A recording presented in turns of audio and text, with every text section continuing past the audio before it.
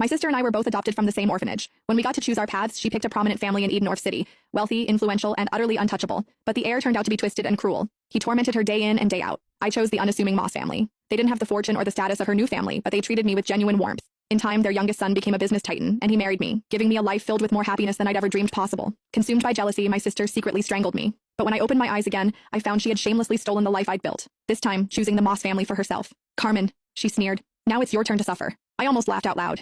Did she think the Moss heir was some simple jackpot? I opened my eyes on the very day my sister Hazel and I were to be chosen for adoption. I'm very obedient and I can do all the housework. Please pick me, Hazel simpered, putting on a show of perfect innocence as she clutched the hand of Brad Moss, the Moss family's youngest son. So, she was a reborn too. Girl, said a refined woman, her voice cool with confusion. I thought you said you liked our family. She was Alexander Moreland's mother. The Morelands were the first family of Edennorth's elite, though the heir himself, Alexander, was nowhere to be seen. I changed my mind, Hazel retorted, shrinking behind Brad as if he were a human shield. Is that a crime? Mrs. Moreland's face tightened. Such a fickle child is unworthy of the Moreland name. Then her gaze softened as she turned to me. You seem like a good girl. Come with me. We have a son at home you'll like. I simply nodded and took her outstretched hand. A triumphant gleam flashed in Hazel's eyes as if she'd just won a great victory, but she had no idea. While everyone feared Alexander's eccentricities, I was far more terrified of Brad, a guy as cold and venomous as a snake. In my last life, I had spent years desperately trying to escape his grasp. This time she had unknowingly done me the biggest favor imaginable. As Mrs. Moreland stepped outside to get the car, Hazel sidled up to me, her eyes full of contempt. Enjoy your new life, Carmen, she whispered. This time, you're the one who will suffer. I didn't even bother to reply.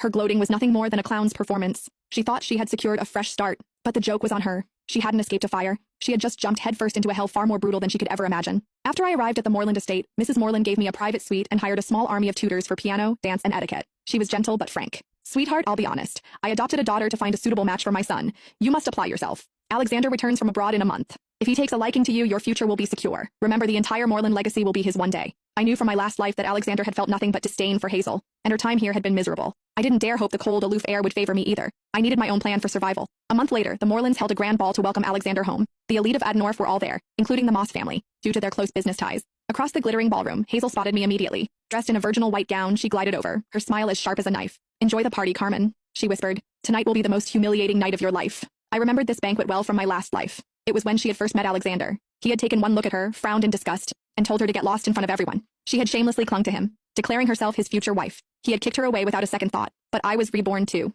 I knew how her story ended, and I had already charted a different course. Hazel was waiting for me to suffer the same humiliation she did. She was in for a surprise.